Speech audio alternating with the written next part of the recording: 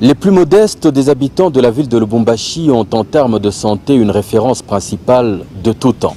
Il s'agit du monumental hôpital général provincial de référence Jason Sendwe qui, fort de ses 1250 lits, est une des plus grandes institutions hospitalières du pays. Mais voilà, ce bijou plus que cinquantenaire a au cours des années graduellement perdu son éclat et a fini par se retrouver dans un état de décrépitude extrêmement avancé, exposant dangereusement la santé des patients et même celle du personnel soignant. Des pavillons d'internement au bloc opératoire qui ressemblaient plus à des boucheries et des salles de soudure qu'à un lieu de pratique saine de la chirurgie.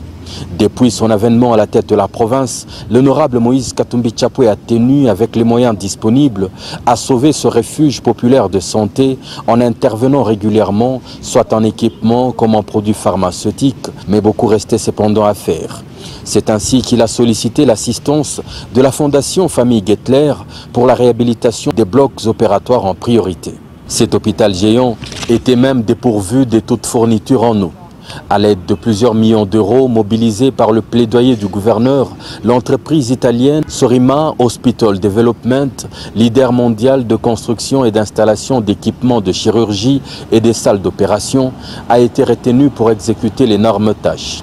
Elle enverra sur place une dizaine d'ingénieurs pour changer toute la configuration du 4e niveau de l'hôpital Jason Sendwe et y installer ce qui sera un des blocs opératoires le plus pointu de toute l'Afrique, avec un design, une fonctionnalité et une technologie de toute dernière génération en la matière.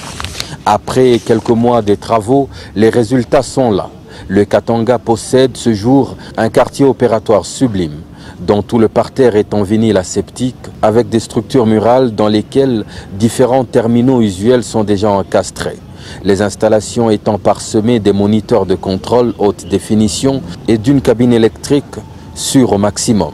Le bureau de médecin, la cabine, la salle de préparation, la salle d'émergence, bourrée de lumière et lampes de plus grande fabrique amovibles, sont tout faits pour un usage aisé et confortable, à la fois pour les patients et les chirurgiens. La salle de gynécologie, aux côtés de 5 autres blocs opératoires, dégage avec charisme une sérénité et des dispositifs qui ne sont trouvés que là où le prix de la vie humaine se place au-dessus de tout. Des chronos sont placés, des caméras également, pour enregistrer le déroulement des opérations ou les diffuser auprès d'autres collègues.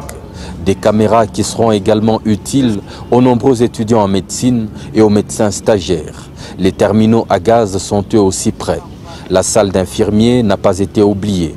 Dans un bâtiment déserté par toute goutte d'eau depuis des lustres, la denrée vitale coule à nouveau des robinets impeccables et inoxydables. L'on découvre ensuite la salle de chirurgie abdominale, la salle de réserve du matériel médical, la salle d'orthopédie, la salle de réveil, la salle de gangrène, la salle de stérilisation et bien entendu des toilettes très propres et confortables. L'électricité est ici en permanence. Un dernier coup d'œil exposant les douches ainsi que des vestiaires pour hommes et femmes. Ce qui se trouve ici n'a rien à envier à aucun hôpital de la planète Terre. Nous sommes pourtant en RDC, au Katanga, où l'honorable Moïse Katumbi Tchapoué est prêt à tout pour offrir aux plus vulnérables de ses administrés ce qui existe de meilleur. Des traces claires, visibles, qui une fois de plus le mettent sous les projecteurs. L'histoire, elle, de retenir que le 36e gouverneur du Katanga, à bien d'égards, est très différent.